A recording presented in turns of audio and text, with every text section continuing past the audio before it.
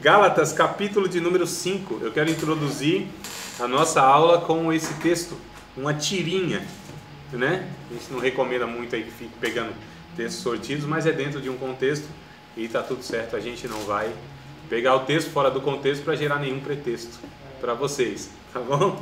Então, Gálatas, capítulo de número 5, que eu quero extrair aqui um termo que Paulo usa, né? Principalmente no verso 20, mas para que a gente possa entender aí um todo, nós vamos a partir do verso 16, tá? Ler todo o texto, do verso 16 até o verso de número 26. E aí eu vou destacar o 20, uma palavrinha apenas que vocês, né, ouvindo aí, já vão saber qual é. Então, Gálatas, carta de Paulo aos crentes numa região chamada de Galácia. Então eram os Gálatas que eram habitantes daquela região, né? Paulo escreve essa carta para combater o legalismo, ou seja, pessoas que viviam como se estivesse na proposta do Antigo Testamento, tá bom? Então Paulo, o judaísmo, exatamente. Então Paulo combate muito aí essa perspectiva de que esses irmãos, eles teriam abraçado o Evangelho de Jesus Cristo, a graça, o Evangelho da graça, mas aí, por conta talvez de influência, né, de outras pessoas, eles estavam voltando, então, aquelas práticas ou aquele pensamento da antiga aliança. E aí Paulo vai combatendo veementemente, inclusive desde o capítulo 1, ele diz, olha, se outra pessoa, nós mesmos, ou outra pessoa, ou até um anjo, né, um suposto anjo, pregar um outro evangelho que não temos pregado, ele seja amaldiçoado, rejeitado. Então, olha só, era um outro evangelho, que não é evangelho, mas uma outra suposta boa notícia, mas que na verdade era a antiga aliança, né? Então Paulo vai aí mais ou menos aí nesse teor que ele vai tratando a respeito aos Gálatas, né? Então vamos lá, capítulo 5, verso 16 de Gálatas. Gálatas, capítulo 5, verso 16, diz assim: digo, porém, andai em espírito e não cumprireis as concupiscências da carne, ou seja, os desejos ilícitos, né? Essa palavra concupiscência, acredito que você já tem aí ela bem clara. Porque a carne, e carne aqui refere-se à velha natureza, tá? Cobiça contra o espírito, ou seja, a nova natureza. O espírito contra a carne. E estes opõem-se um ao outro, para que não façais o que quereis. Mas se sois guiados pelo espírito, não estáis debaixo da lei. Porque as obras da carne, ou seja, do velho homem, são manifestas, as quais são prostituição, impureza, lascívia, idolatria, feitiçarias, inimizades, porfias, emulações, iras, pelejas, dissensões, heresias, invejas, homicídios, bebedices, glutonarias e coisas semelhantes a estas, acerca das quais vos declaro, como já antes vos disse, que os que cometem tais coisas não herdarão o reino de Deus. Entenda aqui os que cometem, aqueles que vivem na prática, tá bom? Que é o seu estilo de vida. Mas o fruto do Espírito é caridade, gozo, paz, longanimidade, benignidade, bondade, fé ou fidelidade, dependendo da tradução, mansidão e temperança. Contra essas coisas não há lei. E os que são de Cristo crucificam a carne, ou seja, a velha natureza, com as suas paixões e os seus desejos ilícitos. Se vivemos no Espírito, andemos também no Espírito. Não sejamos cobiçosos de vanglórias, irritando-nos uns aos outros, invejando-nos uns aos outros. Então Paulo, ele coloca aqui práticas, né, ou características também de pessoas que andam regido pela velha natureza e pessoas que andam regido pela nova natureza, que ele chama a antiga natureza ou a velha natureza de carne e a nova natureza de espírito, né? Então ele coloca aqui as características, o que define, o que vai mostrar aqui no comportamento por quem essas pessoas estão sendo guiadas. Só sem as 9. As 9, né? Do fruto, né? Então aqui é bem interessante que entre elas, é o que eu quero chamar a atenção, entre elas no verso 20, ele coloca aqui no finalzinho do versículo, uma obra da carne que é chamada de heresia, tá certo? E aí depois vocês receberem o livro, é o mesmo conteúdo que eu estou lendo aqui e vocês vão ter acesso. Então aqui, ó, definição de termos. Então vamos entender o termo heresia, né, que é o mesmo que está aqui, para que a gente entenda então qual é a nossa proposta, o que a gente vai abordar e qual será então o caminho que a gente vai tomar aqui nessas poucas aulas que teremos, tá? Então heresia, palavra, deriva da palavra grega aieresis e significa escolha, seleção, preferência. Daí surgiu a palavra seita, por efeito de semântica. Para que a gente entenda, irmãos, se vocês quiserem anotar, para gravar, entenda. Seita e heresia, a grosso modo, o que é uma heresia? Heresia seria um ensino distorcido em relação à Bíblia. Isso é uma heresia, seria um ensino. O que seria uma seita? O grupo que tem esse ensino. Tranquilo? Dá para guardar esse negócio assim? Que se cair na prova vocês não vão errar de jeito nenhum. O que é então a heresia? E uma seita? O grupo que tem esse ensino, né, distorcido. Então a seita é um grupo, é o grupo, são as pessoas, é uma seita. Então se um grupo é por pregar distorcido, ela é uma seita. É uma seita. Isso. A seita é o grupo. A heresia é o conteúdo que eles ensinam, que a gente considera como sendo contrário aos ensinos da Bíblia. Então nós estamos partindo da referência bíblica, o que a Bíblia ensina. E aí a gente vai falar quais ensinos de fato que vão caracterizar um grupo como sendo seita, um grupo herético, tá certo? Então calma, irmão. Ah, porque eles gostam de instrumento, porque batiza na imersão ou no chuvisco lá na aspersão. Ah, mas eles acreditam no calvinismo, no arminianismo. Calma, amados, calma. A gente vai ver que tem coisas que de fato não podem ser ensinadas diferente disso. Não podem. As doutrinas.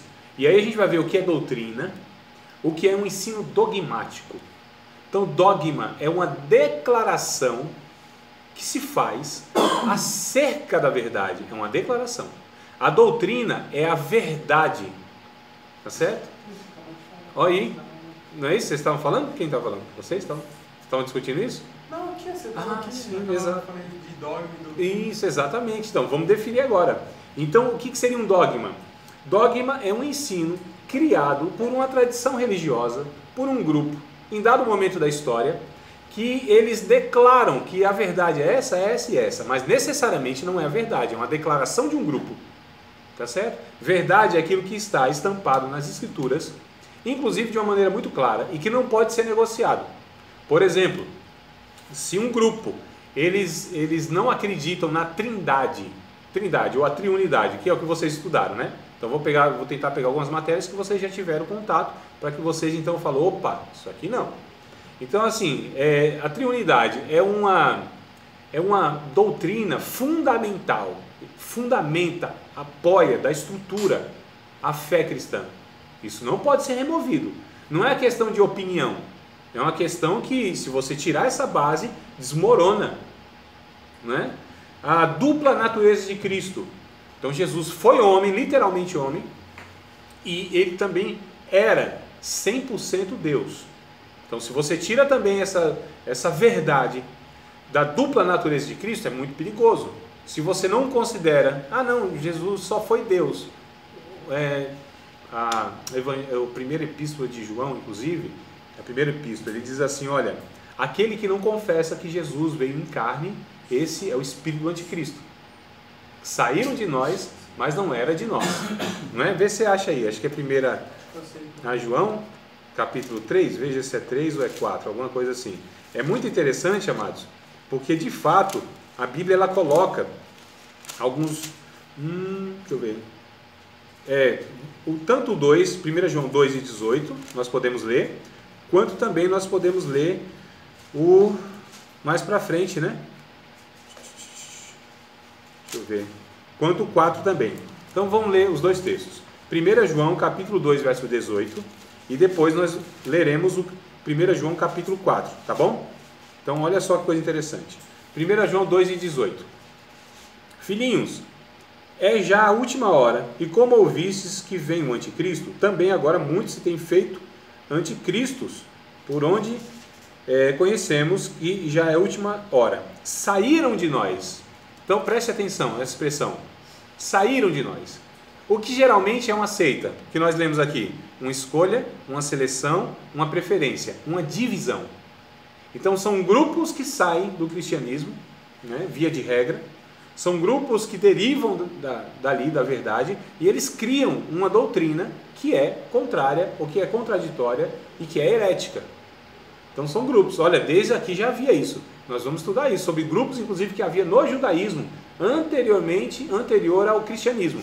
Então não é um negócio novo, de hoje, moderno, não. Sempre houve, no Novo Testamento, essas, não quero falar facção, né, porque dá um negócio criminoso, né?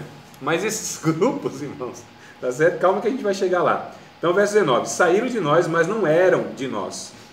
Porque se fossem de nós, ficaria, não é isso? Opa, vou ler aqui. Ficariam conosco, mas isto é para que se manifeste que não são todos de nós. Olha que coisa interessante, irmãos.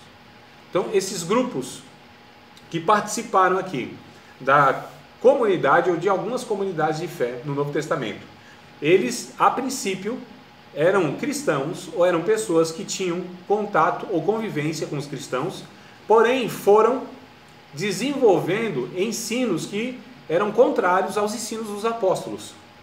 Tá certo? No capítulo 15 de Atos dos Apóstolos a gente já vê esse negócio, essa pendenga, né? Essa discussão. Onde que tinha uma igreja, outra igreja, formaram lá um grupo em 1911, eles saíram. Ah, não, calma aí, velho. Não vamos chegar aí, não, vamos chegar, mas não chega a ser, não.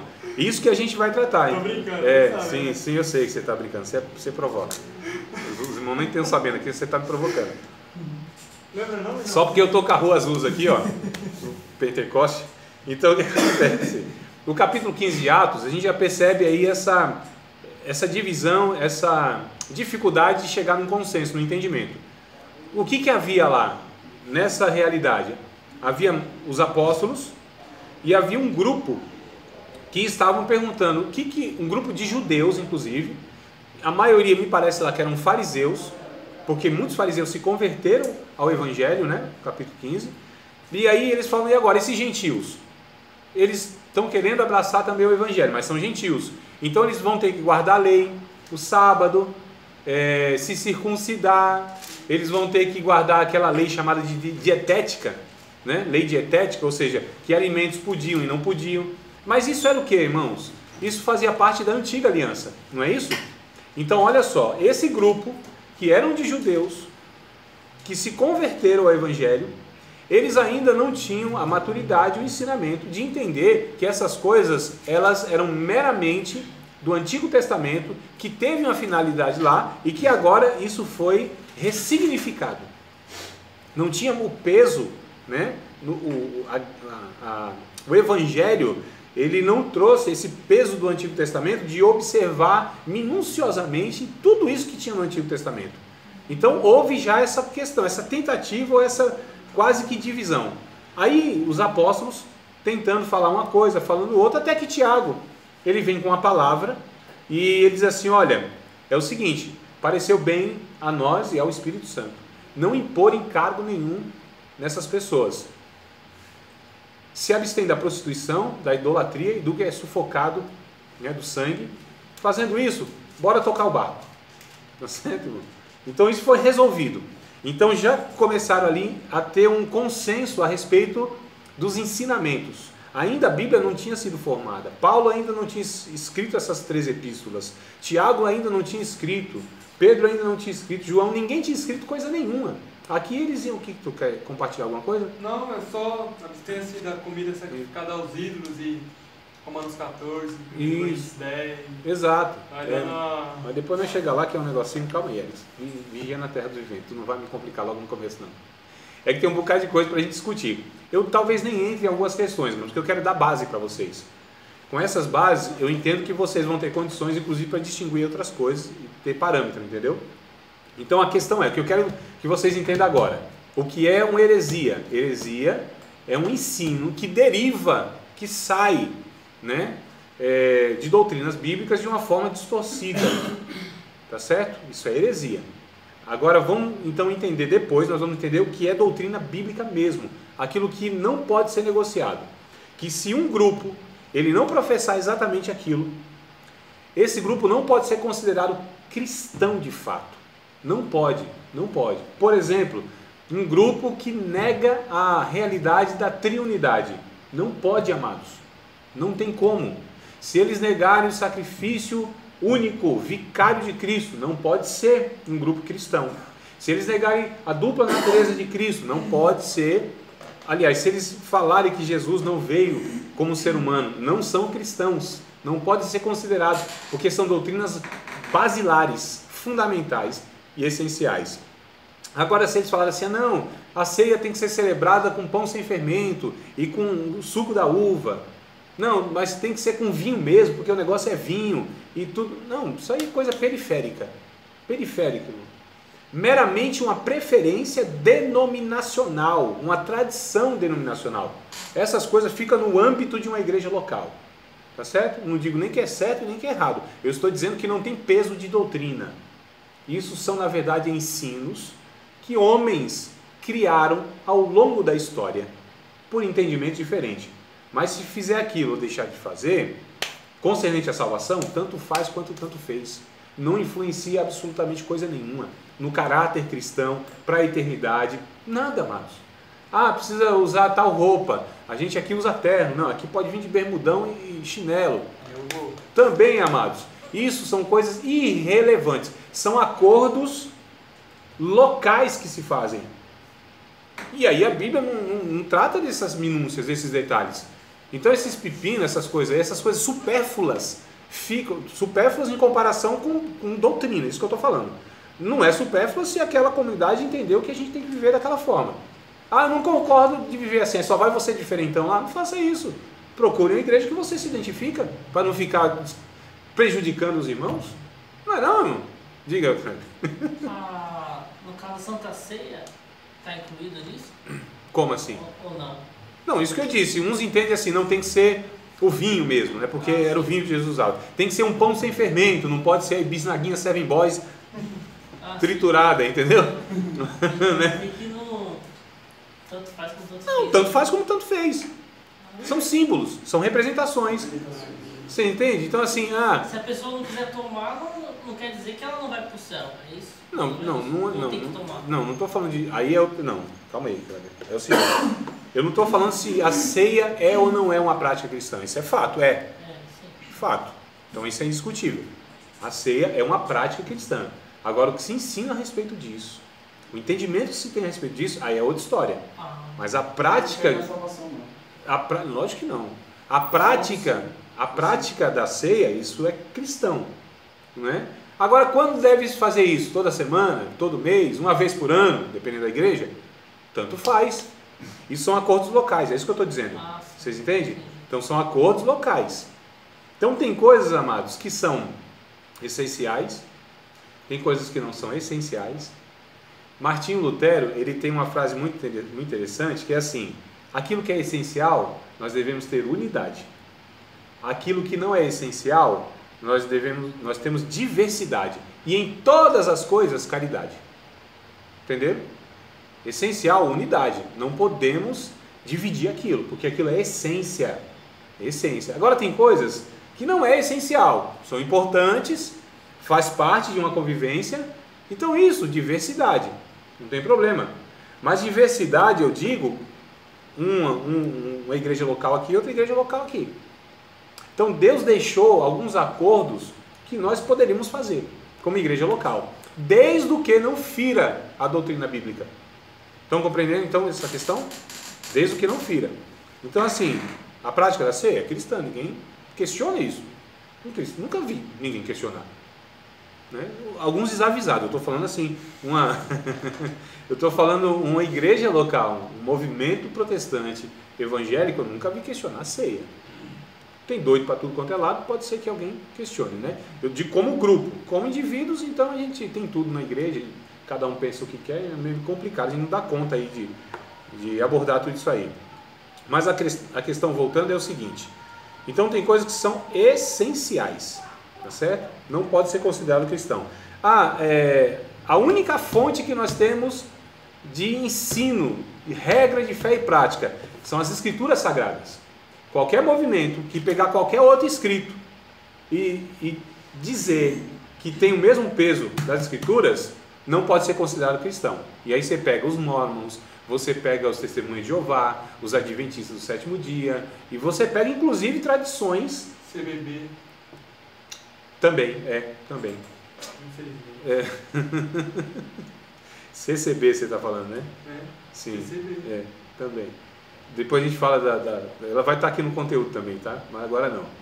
Então, queridos, vocês estão entendendo mais ou menos aí o que a gente vai tratar? São doutrinas bíblicas, tá bom? Doutrinas bíblicas. Então, para entender heresia, deriva da palavra grega heres, que significa escolha, seleção, preferência. Daí surgiu a palavra seita por efeito de semântica. É um conceito utilizado para designar, em princípio, simplesmente qualquer doutrina, ideologia ou sistema que discorde da correspondente doutrina ou sistema dominante. Ou mais de um, né? Quando for o caso. Bem como também para designar o próprio conjunto de pessoas. O grupo organizado ou movimento, aderente a tal doutrina, ideologia ou sistema, os quais, embora divergentes da opinião geral, apresentam significância social. Do ponto de vista cristão, heresia é o ato de um indivíduo ou um grupo afastar-se do ensino da palavra de Deus e adotar e divulgar suas próprias ideias, ou as ideias de outras pessoas, em matéria de religião. Em resumo, é o abandono da verdade. Então, abandonou a verdade. Vamos ler o texto de 1 João, que eu falei, capítulo 4, versículo 1. Vamos lá? 1 João. Todo mundo pegando Bíblia, texto sugerido. Me acompanhem, meus amados, senão vocês não acompanham aí o que eu pretendo aqui passar para vocês. Vamos lá. Acompanhando. Abra a Bíblia, acesse, ligue, conecte-se com a Bíblia, isso. Tenha contato de algum jeito. Puxe na memória o texto. 1 João capítulo 4. Leia comigo aí, viu? Com os olhinhos. Amados, não creais em todo espírito, mas provai se os espíritos são de Deus. Porque há muitos falsos profetas, já muitos falsos profetas se têm levantado no mundo. Nisto conhecereis o Espírito de Deus. Todo espírito que confessa que Jesus Cristo vem em carne, olha que coisa interessante, é de Deus. Todo espírito que não confessa que Jesus Cristo veio em carne, não é de Deus. Isso, né? Mas este é o espírito do anticristo, do qual já ouvistes que há de vir, e eis que já está no mundo. Olha que coisa interessante, querido.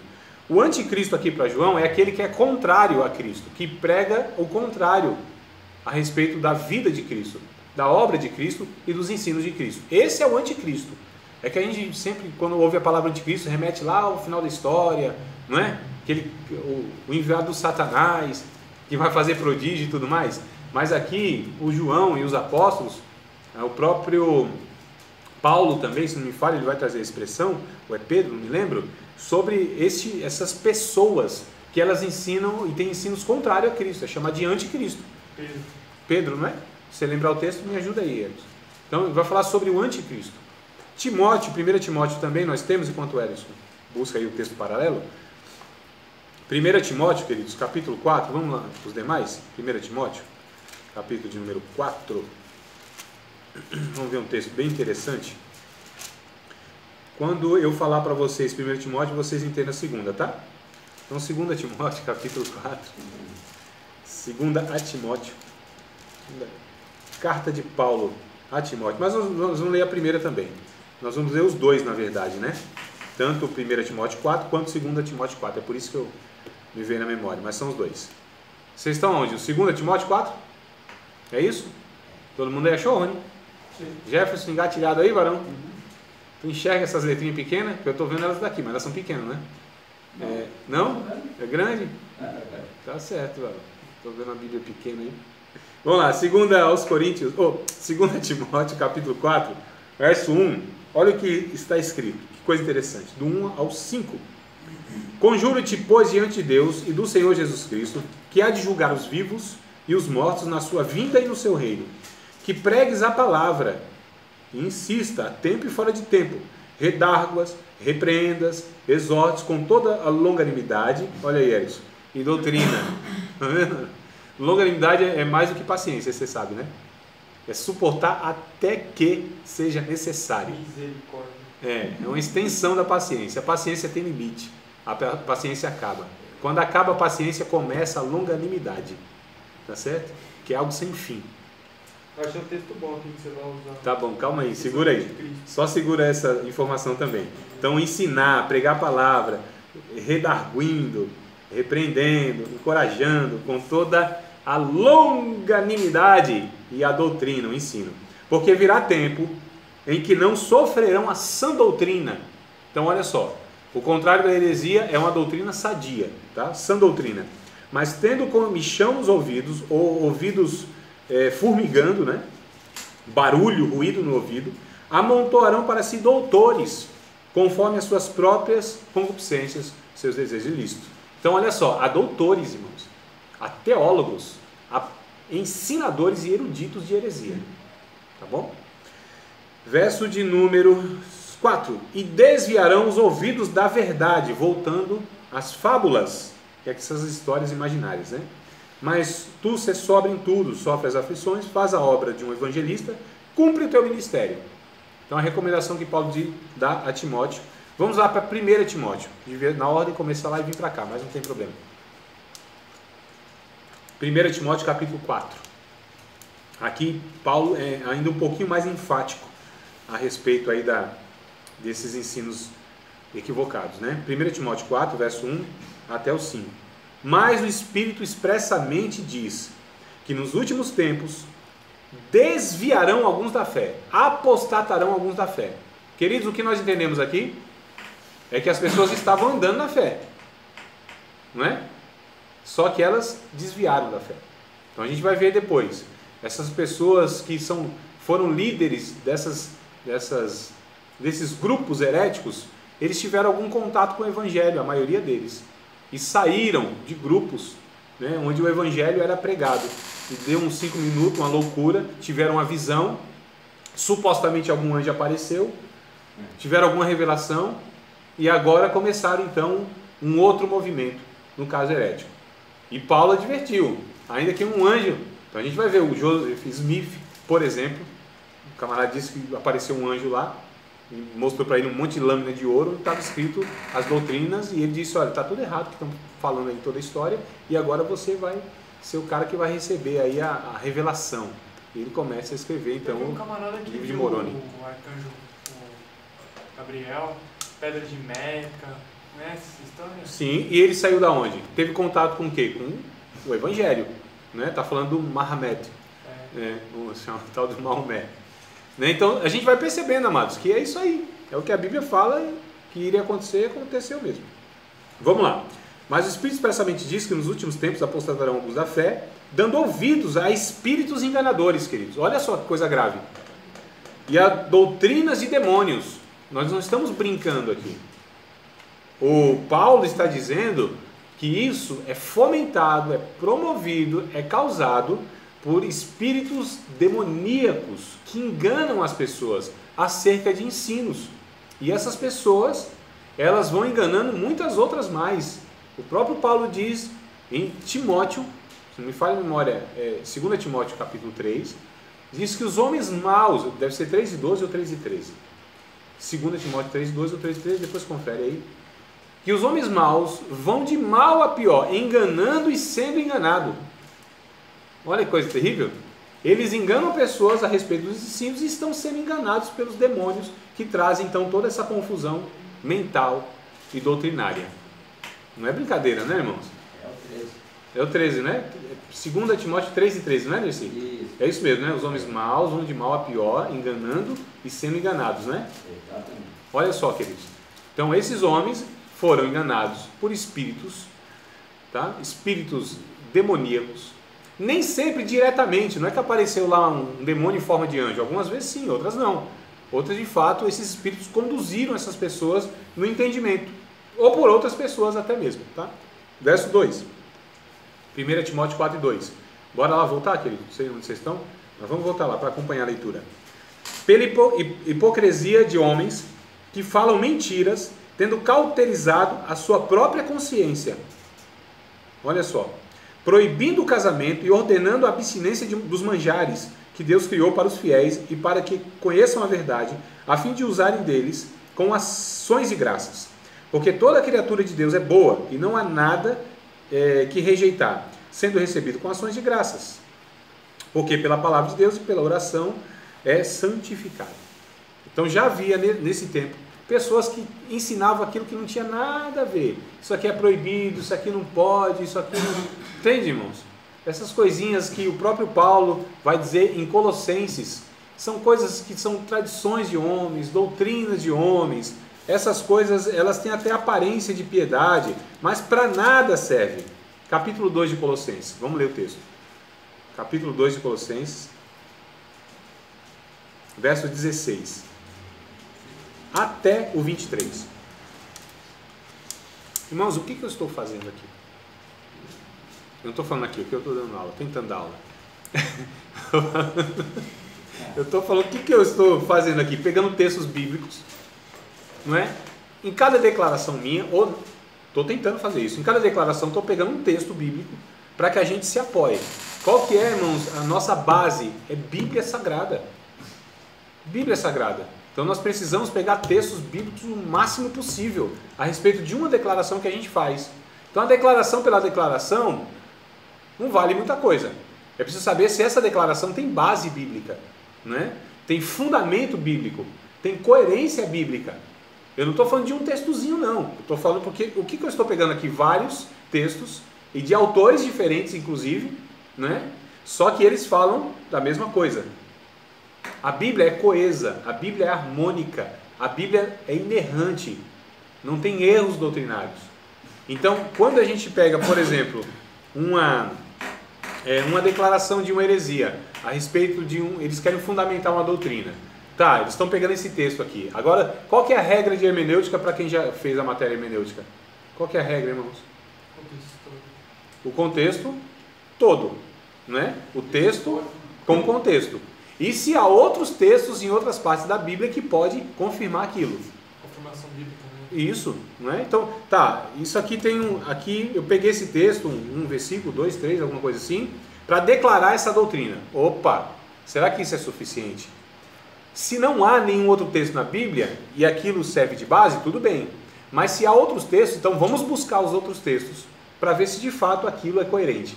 E vamos ver se tem outro texto que contraria essa minha declaração, dogma, acerca da verdade. Para saber se é minha declaração, se é uma questão interpretativa ou se é de fato uma doutrina bíblica. Dependendo da minha mente, da tua mente, da sua mente, da tradição religiosa, porque aquilo tem que ser verdade, irmãos. Estão entendendo? Então, assim, o que caracteriza uma heresia, uma seita? Eles são exclusivistas. Só eles ensinam aquilo. Meio complicado, não é, irmão? Não é meio complicado? De tanta tradição religiosa, ou tanta tradição que nós temos de movimento evangélico, protestante, na história, aí surge alguns que só eles pensam daquela forma? Estranho, não é? Não é estranho? Então a história está aí para ir nos dando essa segurança.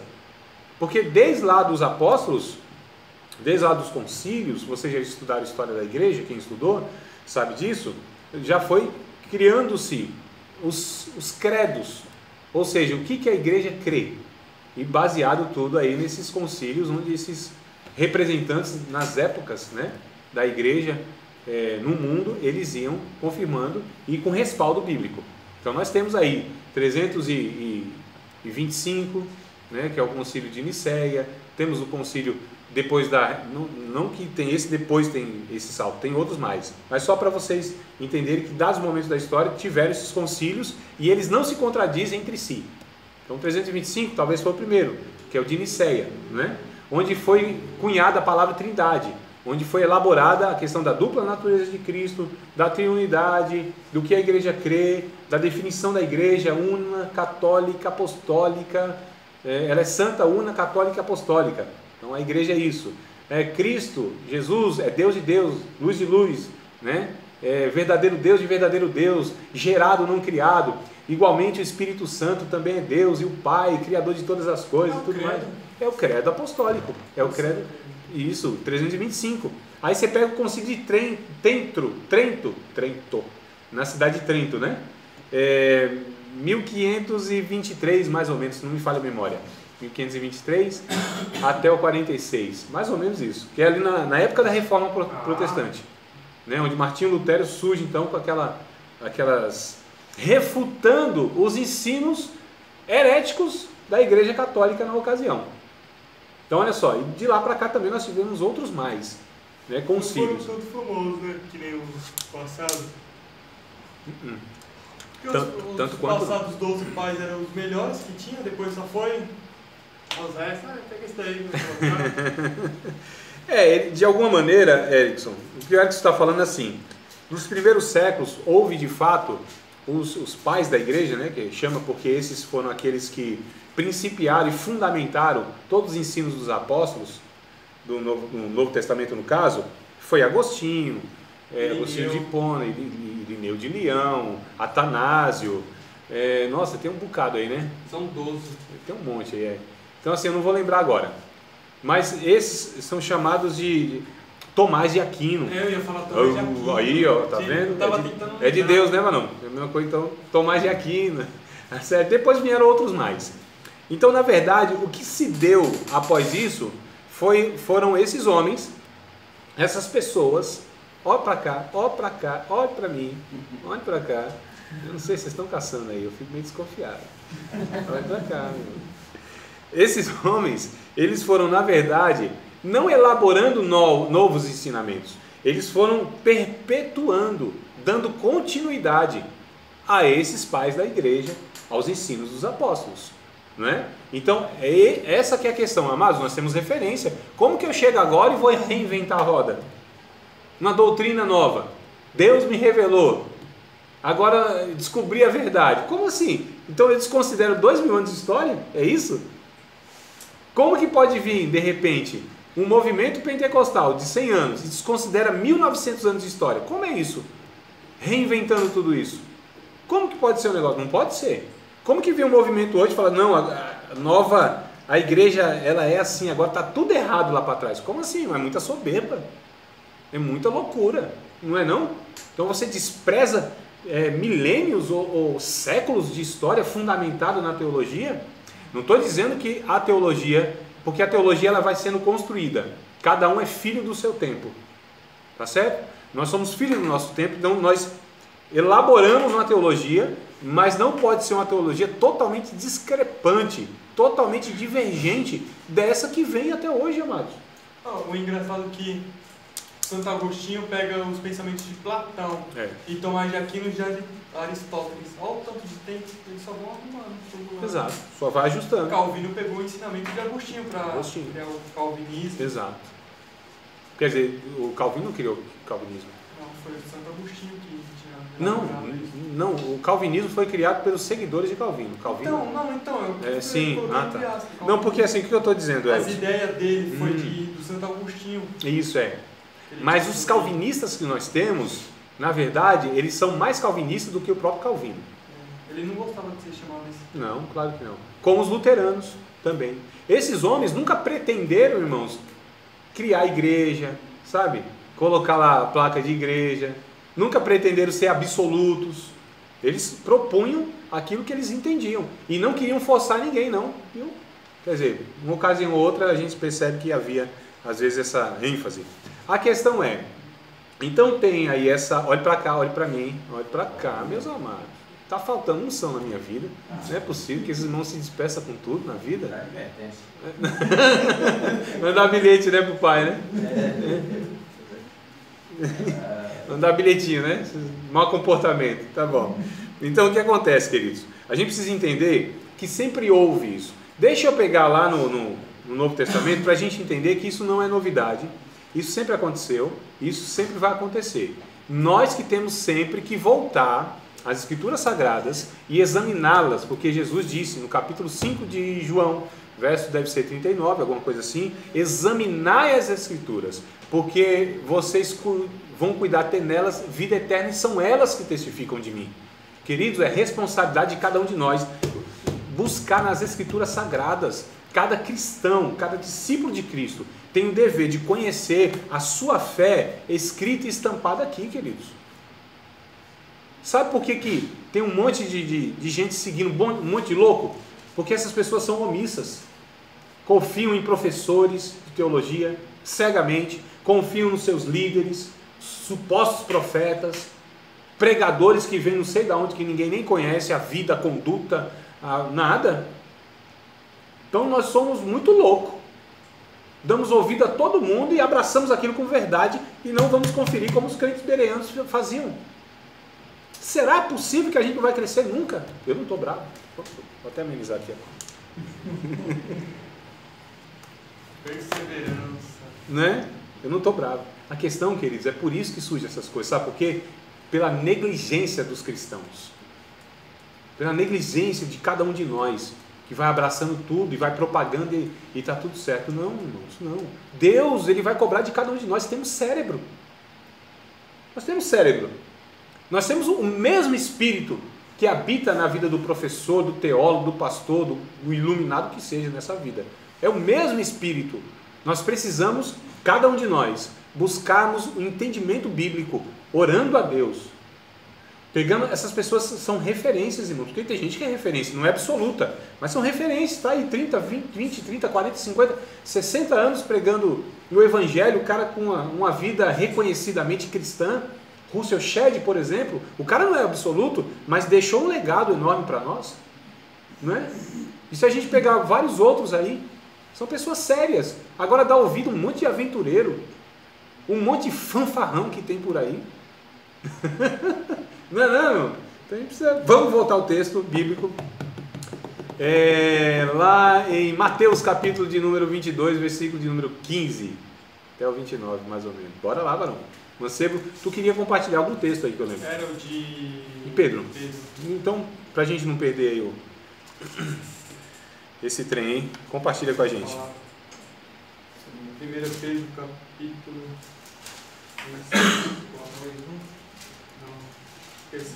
Rapaz, você que tinha marcado aí já para deixar. 2 Pedro, capítulo 2. 2 Pedro 2. Capítulo 2. Do verso 1 ao verso 3. Calma aí então. 2 Pedro 2. Exato, meu irmão. 2 Pedro capítulo 2, do verso 1 ao 3. Você pode ler? Eu posso? Obrigado, Verão, pela oportunidade. Então vamos lá. E todos acharam, queridos? Todos? E também houve entre o povo falsos profetas, como entre vós haverá também falsos doutores, ensinadores, né? Que introduzirão encobertamente heresias de perdição.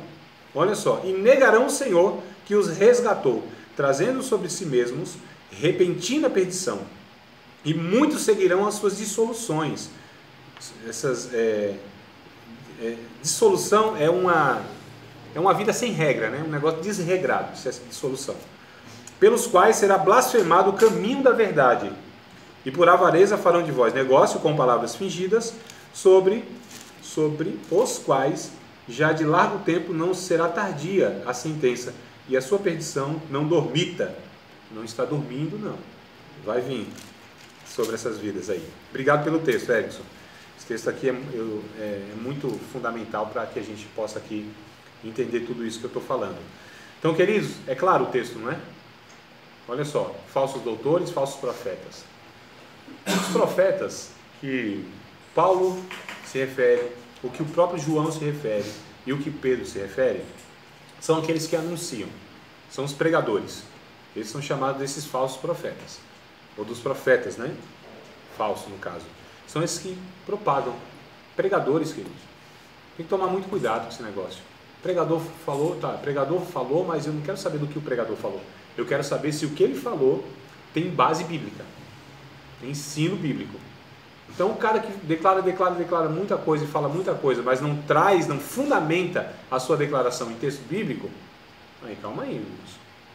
Não é? O que a gente tenta fazer aqui, aula por aula?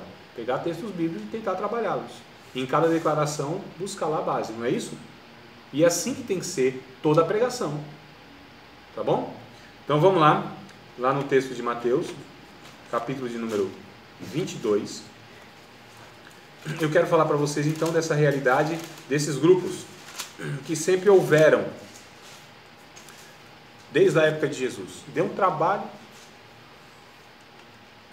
doido para Jesus esse povo, viu? capítulo 22, versículo 15, nós vamos ler até o 29. Até o 29. Eita, meu pai, é muito versículo, né, de uma vez só? Se sentir tontura, má digestão, alguma passar mal aí, vocês me falam que eu dou uma... Labirintite. É isso, labirintite. Ficar tonto, sono. Aí é o espírito do Morfeu que está pegando vocês aí, se der sono na minha aula. Vamos lá. Então, retirando-se os fariseus, nós identificamos o primeiro grupo, fariseu. Era uma divisão, era um grupo, era uma facção do judaísmo, os fariseus. Consultaram entre si como surpreenderiam em alguma palavra, Jesus no caso, né? E enviaram-lhe os seus discípulos. Então, olha, tinham discípulos esses caras, esses fariseus. Enviaram os seus discípulos com os herodianos. Herodianos era outro grupo, segundo grupo. Dizendo, mestre, bem sabemos que és verdadeiro e ensina o caminho de Deus. Esse cara hipócrita mesmo. Segundo a verdade, sem te importares com quem quer que seja, porque não olhas a aparência dos homens. Esse cara estava... Você acha que eles acreditavam nisso aqui? Estava chegando assim, querendo agradar o mestre, né? Era hipócrita demais. Dize-nos, pois, que te parece? É lícito pagar o tributo a César ou não? Jesus, porém, conhecendo a sua malícia, disse, por que experimentais, seus hipócritas? Ô, irmão, tá lá, bando de gente. Se chegar para Jesus, é assim que Jesus trata. Vocês são hipócritas, né? Esse grupo herodiano é segundo Herodes. Sim, era um grupo lá do que queria em Herodes. Mostrai-me a moeda do tributo. E eles lhe apresentaram um dinheiro, o denário, né? E ele disse-lhe, Jesus, de quem é esta efígie e essa inscrição? De quem é essa imagem e o que está escrito aí? Disseram eles, de César. Então lhes disse, dai pois a César o que é de César e a Deus o que é de Deus, acabou. E eles, ouvindo isso, maravilharam-se, deixaram e retiraram. Então esses dois grupos foram até Jesus, não tiveram sucesso, foram embora. No mesmo dia, chegaram junto dele os saduceus, terceiro grupo que a gente encontra aí. Olha, irmão, terceiro grupo do judaísmo, os saduceus. Depois a gente vai falar qual é a diferença dos dois. Esses eu são... vou abrir aí. Em Atos? Tá bom, então pega lá. Isso, esse mancebo aí é... Eu queria ter um filho assim. Então vamos lá. E no mesmo dia chegaram junto dele os saduceus. Sim, nós vamos ver daqui a pouco. Mas não, presta atenção aqui no que eu vou discorrendo. Isso, exato. Olho no peixe, no ouvido na ovelha. Sou eu. Que dizem não haver ressurreição e interrogar. Então, olha, pegue e segura, irmão. Segura aí, pega a visão. Segura aí essa informação. Os saduceus não criam na ressurreição. Tá? Que é o que o Erickson depois vai compartilhar com a gente aí, essa informação interessante. Dizendo, mestre, Moisés disse, se morrer alguém não tendo filhos, casará o seu irmão com a mulher, dele suscitará descendência do seu irmão. Eles estavam citando o que, irmãos? O Antigo Testamento, né? Moisés, o Antigo Testamento. Ora, houve entre nós 7 irmãos. O primeiro, tendo casado, morreu, e não tendo descendência, deixou a sua mulher a seu irmão. Isso era a lei do levirato. Tá certo? O irmão tinha que suscitar descendência a seu irmão quando ele morria. Ele tinha que assumir a cunhada, casar com a cunhada e dar descendência ao seu irmão, não seria dele. É por isso que o Onã, lá no Gênesis, não quis fazer isso. E aí Deus o castigou, porque ele foi egoísta. Ele falou, não, eu vou suscitar descendência que não é minha para o meu irmão? Não. Só para a gente entender aí as dinâmicas dos ensinos, né? Então vamos lá, verso 26. Da mesma sorte o segundo, ou seja, morreu o camarada, né? Possuiu, porque o casamento ele era consumado, ele era legitimado no ato sexual, tá? Deuteronômio vai falar isso. Então esse cara possuiu a cunhada, esse segundo irmão já, hein? E já é o terceiro cabra que a mulher leva para a cova. Viúva negra. Viúva negra, então. Segundo, terceiro e até o sétimo. Meu Deus, era muita zica, meu. Casar com essa mulher, todo mundo morria. Morreu o primeiro, segundo, terceiro, quarto, quinto, sexto, sétimo. Olha, meu Deus. Meu Jesus amado. Viúva negra tem sexo assassino. Serial killer, né? Uma viúva serial killer. Vamos lá. Não é que ela matava, né? Os caras morriam, não sei porque, de raiva, não sei, má alimentação. Ninguém sabe. Rapaz, não é fácil nesse negócio de matrimônio, né? Vamos lá, verso 27. Por fim, depois de todos, morreu também a mulher. Mas também os caras disseram que morrer, a mulher não ia morrer? Que enfim, né? Verso 28, amados. Portanto, olha a pergunta deles. Na ressurreição, de qual dos 7 será a mulher? Visto que todos a possuíram. Primeiro ponto que eu quero destacar aqui, que vocês prestassem atenção. Hã? A ressurreição? O quê? Eles falaram, os saduceus. Eles perguntaram, veja bem, o que eles perguntaram. Se esses 7 possuíram essa mulher, no céu, na ressurreição, de quem será essa mulher se os 7 possuíram? Eles não creem na ressurreição. Então. Por que eles estavam perguntando? Aí é o ponto que eu quero colocar aqui. Primeiro ponto. Irmãos, a gente não faz isso. Nós não devemos fazer isso. Querer procurar na Bíblia alguma coisa ou fazer... Isso aqui é uma hipocrisia pura. Esses homens. A gente tem que buscar a verdade. Buscar a verdade. Não é nessa hipocrisia. Ou abordar, fazer perguntas capciosas para as outras pessoas, para testar as outras pessoas, para colocar em situação constrangedora, vexatória. Não, irmãos. Nós procuramos a verdade e nós queremos passar a verdade às outras pessoas. Eu não vou tentar conversar com alguém que eu entendo que está equivocado fazendo isso aqui. Isso aqui é hipocrisia. Eu preciso, de fato, desejar que essa pessoa conheça a verdade e não ridicularizar a sua mentira. Estão entendendo? Então, na apologética, nós trabalhamos isso. Nós não defendemos a fé atacando as pessoas. Que a maioria dos apologéticos faz isso. Gente agressiva, né? Gente rude, gente chata. Então, vamos lá. Jesus responde. E por que Jesus respondeu aqui? Assim, porque eram hipócritas. Porque se fossem pessoas sinceras, buscando a verdade, Jesus ensinaria. Jesus teria muito mais, uma abordagem muito mais gentil. Jesus aborda aqui porque é hipocrisia. Hipocrisia Jesus não suporta, não. Todos os fariseus já abordam assim. Não é? Podemos lá. Rapaz, você é burro. Você é burro, meu. Não sei. Para vocês entenderem, irmãos, os grupos que havia: fariseus, saduceus, zelotes, essênios e herodianos.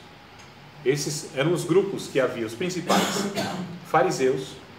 Os fariseus e os saduceus eram os grupos principais que havia, e eles eram membros do Sinédrio, que é o tribunal judaico. Esses dois aqui é o que Jesus tinha mais embate. Os dois. Se converte tanto saduceus quanto fariseus, né? Depois da ressurreição de Cristo e tudo mais. Mas esses grupos aqui causou muito mais dificuldade, principalmente para o apóstolo Paulo. Nossa, o apóstolo Paulo teve, porque ele era dos fariseus. Ele era um fariseu, filho de fariseu, né? Então ele fazia parte desse grupo aí, o Paulo. Então esse povo, assim, irmãos, Atos dos Apóstolos, eles aparecem assim, dificultando muito a vida dos discípulos de Cristo, dos apóstolos. O próprio Gálatas, Paulo, ele escreve para combatê-los. Colossenses também, não vou lembrar os outros livros, né? Mas assim, para combater esses ensinos que esses grupos promoviam. Então, os fariseus e os saduceus eram os principais. A gente vai ler daqui a pouco Atos aí. Os essênios, eles eram outro grupo. Os zelotes não era necessariamente um grupo doutrinário, que eles tinham uma doutrina. Eles eram mais ou menos assim, uns rebeldes, entendeu? Os caras que não queriam, eram os fora da lei, eram tipo uns cangaceiros, tipo assim, Virgulino, Lampião, acho que tinha a veia deles assim. Aqueles que não queriam submeter o Estado, né? Essas pessoas assim, marginalizadas. Então Jesus teve um discípulo que era o Simão, o Zelote. Olha só, que era desse povo aí, né? Eram esses rebeldes mesmo, os camaradas mais violentos e tal. Então eu falei dos herodianos, dos essênios, dos zelotes, dos fariseus, dos saduceus, né? São os 5 grupos principais, tá? Só pra gente entender, ó, tá vendo, irmão? Não é novidade, sempre houve esses grupos que distorciam, cada um tinha suas abordagens doutrinárias e tal. Vamos lá para o Atos, então, onde o Erickson quer compartilhar com a gente. Isso. Capítulo 23 de Atos dos Apóstolos. Verso 6 ao verso 8. Oi? Ah, desculpa, né? É o verso 29 que faltou. Vocês erram por não conhecer as Escrituras e nem o poder de Deus. Essa é a resposta de Jesus. O erro de vocês A causa são dois fatores. Não conhecer as Escrituras. Esses saduceus que perguntaram, não é a ressurreição. Tanto é que no 30 em diante ele responde, vocês não sabem que Deus não é Deus de mortos? É Deus de Abraão, de Isaac e de Jacó? Ou seja, eles não conheciam as Escrituras. Esses saduceus, esse grupo religioso, esse grupo judaico, eles não conheciam as Escrituras, que é a maioria desses grupos que tem, não conhecem as Escrituras, irmãos. Adequadamente, pegam textos sortidos, doutrinas isoladas, livros isolados, declarações isoladas, para fundamentar. E se você pega aí, talvez 100%, se não é 100%, quase 100%, dos movimentos religiosos do mundo e na história, eles têm eles pinçam algum texto, algum ensinamento da Bíblia e distorcem isso. É por isso que a gente chega a dizer que a Bíblia é a mãe das heresias. Ou seja, pego alguma passagem bíblica, algum textozinho bíblico, fundamento o ensino errado e aí surge então esses movimentos. Entenderam? Mas quando diz não conhece as Escrituras, não conhece toda a Escritura. Hermenêutica, você fez um daquele do bom samaritano, né?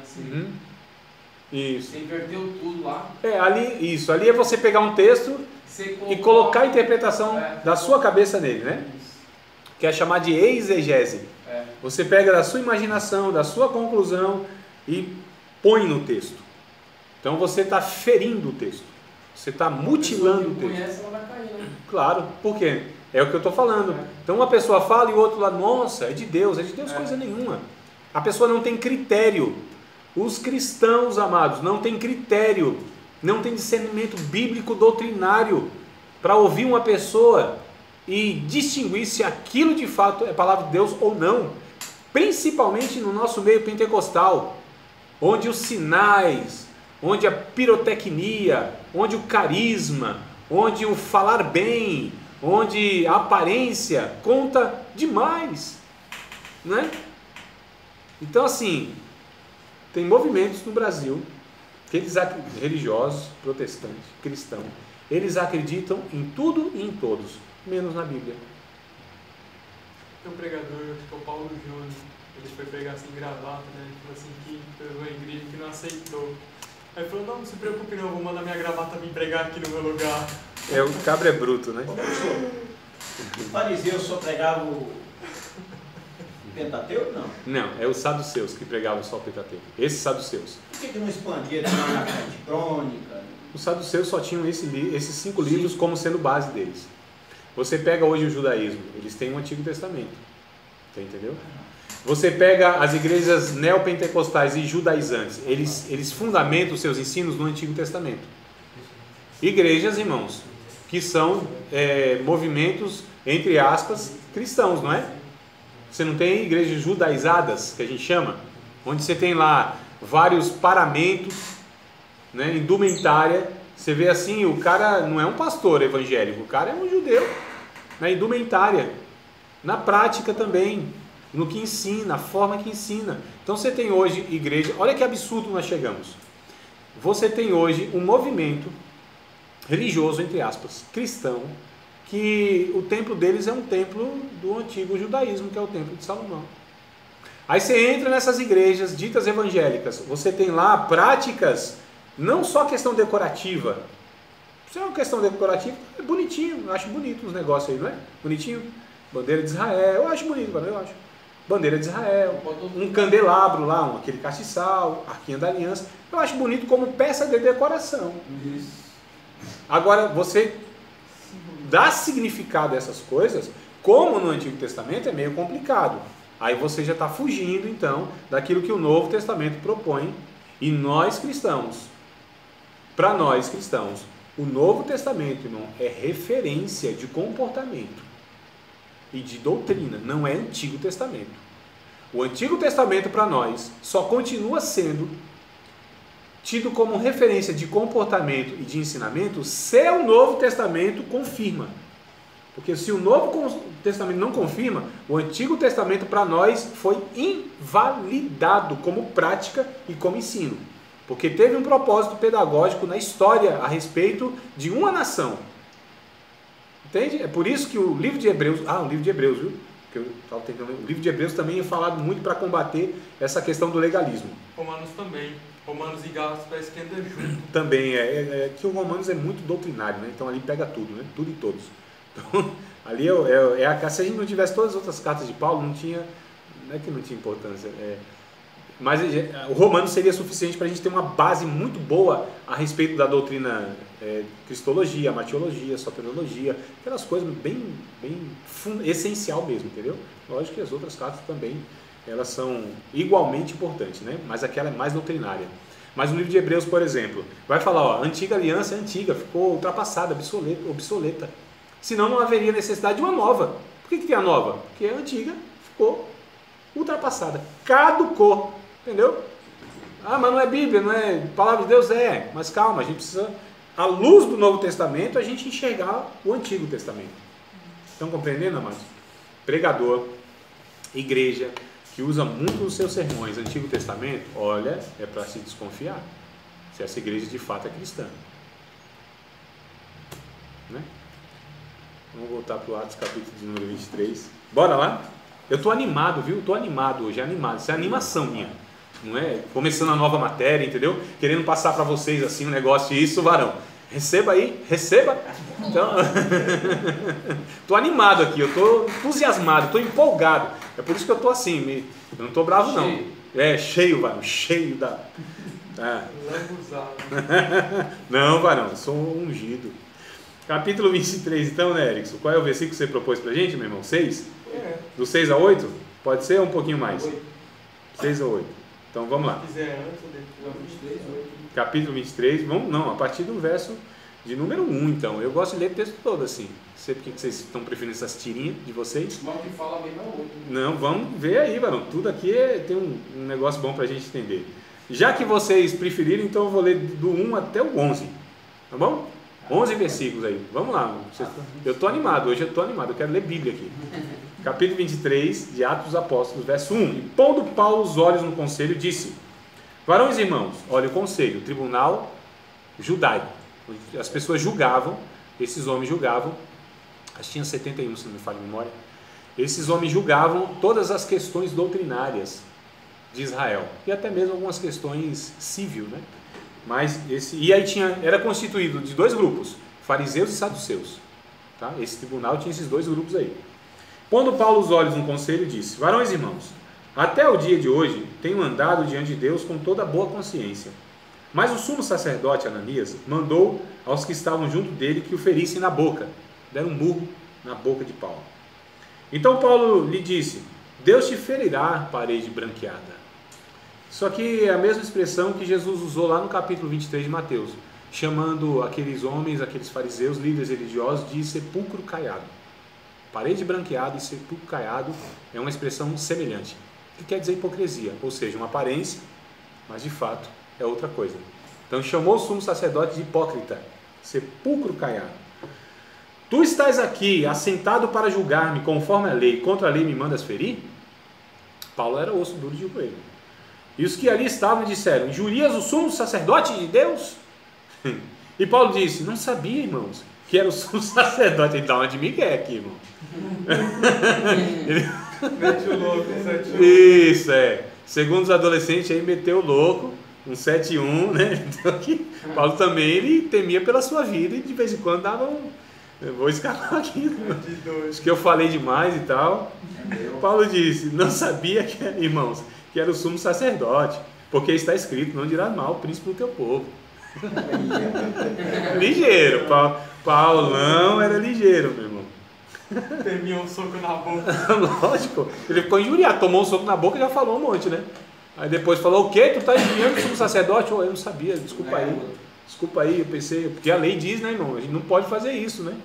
Então tá, verso 6. E Paulo, sabendo que uma parte era de saduceus e outra de fariseu, irmãos, Paulo era inteligentíssimo. Ele identificou naquele momento, porque ele estava sendo julgado por falar de ressurreição, mas ele percebeu: opa, esse júri aqui, ó, Tem uma parte desse grupo aqui que é de saduceu e outro do fariseu. Ele sabia, o fariseu acredita em ressurreição, em anjo, em espírito, em tudo. Os saduceus não. Então ele naquele momento ele discerniu: vou falar sobre o que eu estou sendo acusado, que é aquilo que um grupo acredita. Então Paulo jogou o negócio lá para que o grupo brigasse entre si e ele fosse, entendeu? Ah, isso. Olha só, irmão, não é brincadeira não. Paulo aqui era rapaz, se Deus não der estratégia para nós na vida em algumas coisas, a gente está lascado. E Paulo, sabendo que uma parte era de saduceus e outra de fariseus, clamou ao conselho: varões irmãos, eu sou fariseu, filho de fariseu. Olha aí, meu irmão. Ele pega aí o seu currículo, que é para se livrar. No tocante à esperança e ressurreição dos mortos, sou julgado. Vocês estão me julgando por isso? Por conta da ressurreição dos mortos, que ele pregava, Jesus tinha ressuscitado. Havendo dito isto, houve dissensão entre os fariseus e os saduceus, e a multidão se dividiu. Então estava todo mundo contra Paulo. Agora os fariseus, não, ele está sendo julgado por aquilo que a gente acredita também. Então, aí eles ficaram discutindo entre si. Porque os saduceus dizem que não há ressurreição, nem anjo, nem espírito. Então eles não acreditam em nada disso. Eles acreditavam no Pentateuco, naquilo que era terreno. É por isso que eles perguntaram para Jesus: não existe ressurreição. Colocaram a situação para Jesus.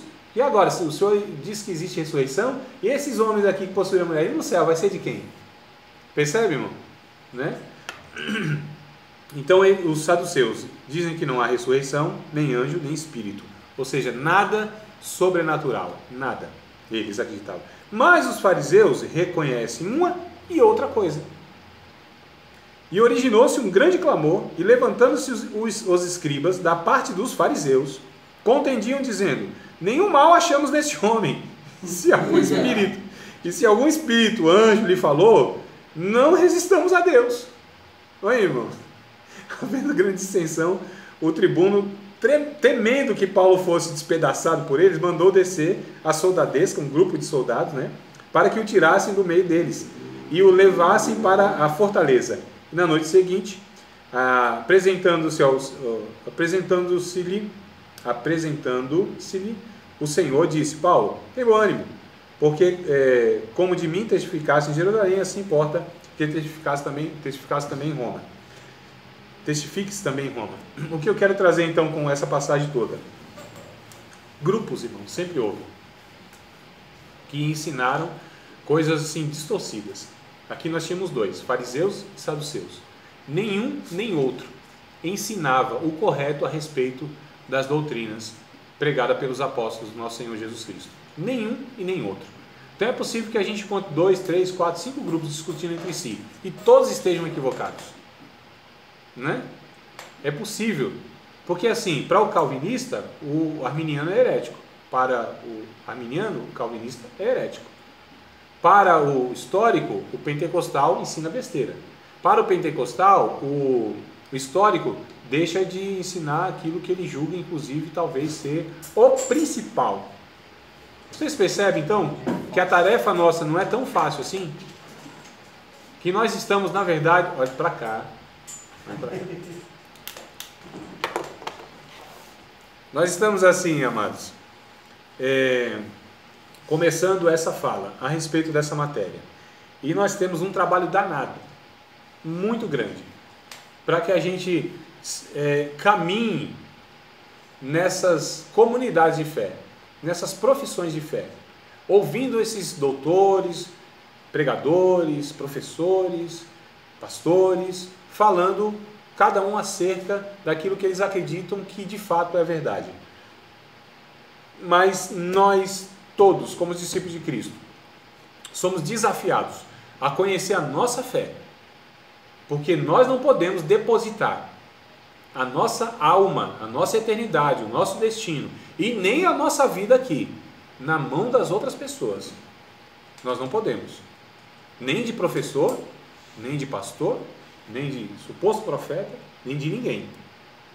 Nós não podemos terceirizar o nosso conhecimento e o nosso crescimento como discípulo de Cristo.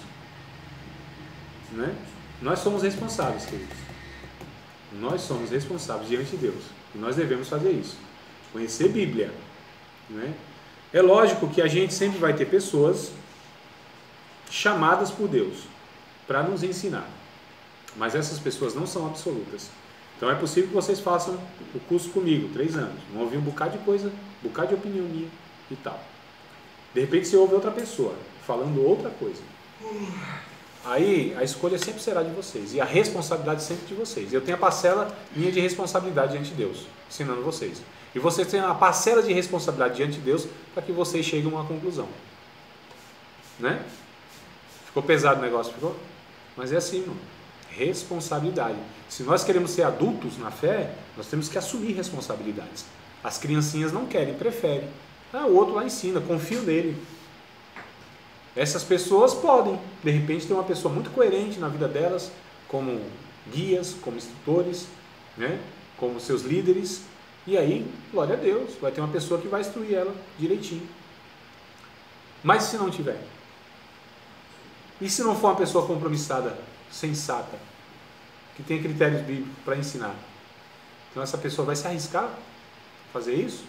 A criancinha vai sempre preferir deixar a responsabilidade para os outros, jogar a culpa nos outros e depender dos outros.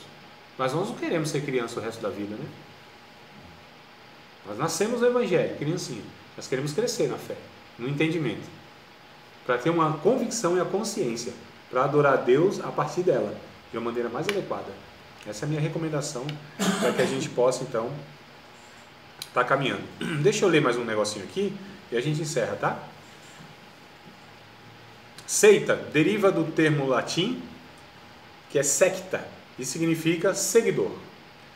Aquele que segue o grupo da heresia. Lembra que eu falei? Então, tem heresia, tem o grupo, que é a seita, e tem o sectário.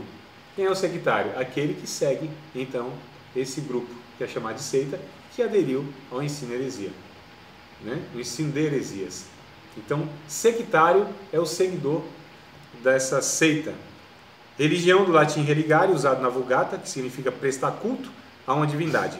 Ligar novamente ou simplesmente religar. Pode ser defendida como um conjunto de crenças relacionadas com aquilo que parte da humanidade considera como sobrenatural, divino, sagrado e transcendental, bem como o conjunto de rituais e códigos morais que derivam dessas crenças. É o que nós vamos estudar, doutrina. Olha só, então tem heresias, tem as religiões, tem os adeptos dessas religiões, são os sectários, mas nós vamos estudar doutrina. É um conjunto de princípios comumente ensinado com o objetivo de dar instrução. Doutrina é sinônimo de ensino, irmãos. A doutrina bíblica é que norteia o crente. A doutrina bíblica é eterna e é imutável. Ela não muda, independente de culturas e épocas. Doutrina é a mesma. Lá quando começou a igreja, os Atos dos Apóstolos, as cartas, todo o Novo Testamento, lá em Jerusalém. E continua sendo, hoje, na China, na Ásia, na África, no Brasil, em qualquer lugar, a mesma coisa. Então, doutrina, ela é imutável. Ela é atemporal, não depende de tempo, de espaço, de cultura. O que nós confundimos são esses ensinos. Na minha igreja tem culto de doutrina. É tudo, muitas vezes, menos doutrina bíblica. Se ensina comportamento social, veste assim, veste assado. É mais diferente, né? Ensina até... comportamento. Ensina comportamento, irmãos. Menos doutrina bíblica. E pega-se, inclusive, texto bíblico para fundamentar, muitas vezes, essas declarações que não são doutrina. Como eu disse, pode, às vezes, ser um acordo local. E aí, amados, mas não pode ser colocado como doutrina bíblica. Não é doutrina bíblica. Tá certo? É ensinamento, como Jesus disse, tradição de homens. E Paulo e os outros apóstolos também vieram confirmando. Tradição de homens. Aparência de piedade. O texto que eu ia ler, acabei não lendo, vou ler agora e a gente encerra nossa conversa. Colossenses, capítulo de número 2. Bora lá, varão. E a gente encerra aqui, tá? Só para dar essa aula introdutória e depois a gente vem aqui na doutrina mesmo. Doutrina. Bíblica, irmão. Doutrina bíblica. É o que a gente vai falar nas próximas aulas aí. Capítulo 2, a partir do verso de número 16 até o 23. Recomendação de hermenêutica, né? Pega o bloco, o recorte, a perícope, o texto todo e vamos ler o texto. O negócio de ficar lendo um versículozinho aí, vocês sabem que é muito complicado. Portanto, ninguém vos julgue pelo comer, ou pelo beber, ou por causa dos dias de festa, ou da lua nova, ou dos sábados. Paulo já está então aqui falando, ó, né, e dando aqui já a orientação. Tem pessoas aí ensinando isso. Então, ninguém vos julgue por essas coisas não. Que são sombras das coisas futuras, mas o corpo é de Cristo. Então essas coisas são sombras. Ninguém vos domine a seu bel prazer com pretexto de humildade, culto dos anjos, metendo-se em coisas que não viu, estando de balde ou em vão inchado em sua carnal compreensão, e não ligado à cabeça, da qual todo o corpo, provido e organizado pelas juntas e ligaduras, vão crescendo em aumento de Deus. Organização doutrinária, irmãos. Tá certo? Não é essa compreensão, como Paulo diz aqui, carnal, inchados, soberbos, né? O ensinador bíblico, ele é simples, queridos, simples. O ensino bíblico é simples, coisa assim, entendível, exequível, entendeu? Acessível. O cara falando muito difícil, falando um monte de coisa, não, irmão, esquece esse negócio. Bíblico, negócio simples, não deixa de ser profundo por ser simples. Nós confundimos as coisas, achamos que as coisas simples são superficiais, não. Como as coisas complexas são profundas, também não. Bíblia é simples e profundo, tá bom? Verso 20. Se pois estáis mortos com Cristo, quanto aos rudimentos desse mundo, então Paulo chama essas coisas de rudimento do mundo, coisa rude mesmo. Por que vos carregam ainda de ordenança como se vivesses no mundo? Tais como, não toques, não proves, não manuseis, as quais coisas todas perecem pelo uso, segundo os preceitos e doutrinas dos homens. Olha que coisa interessante. Preceitos e doutrinas dos homens, as quais têm, na verdade, alguma aparência de sabedoria, em devoção, voluntária, humildade e disciplina do corpo, mas não são de valor algum, senão para a satisfação da carne. Entenderam, irmão? Doutrina de homens, ensino de homens, tradição humana, que aparentemente parece ser um negócio assim, muito proveitoso, piedoso, coisa de Deus, santificação, né? Caráter de Deus. E Paulo diz, não, satisfação da carne. Isso aí não aproveita para coisa nenhuma. Doutrina bíblica serve para a vida. E vida eterna, inclusive. A partir da terra. Agora essas coisas aqui, muito superficial. Aparência, reforma, informa, não transforma natureza de ninguém. Essas doutrinas dos homens. Agora a doutrina bíblica, irmão, aí sim. O caráter de Cristo é impregnado, a natureza de Cristo é introjetada na vida da pessoa. Aí é rocha pura. Aí pode vir vento, pode vir o que for. Se ele é fundamentado nos ensinos na doutrina bíblica, aí essas pessoas, elas de fato são diferentes. Não é? Tudo bem, queridos? Vocês têm alguma pergunta fácil?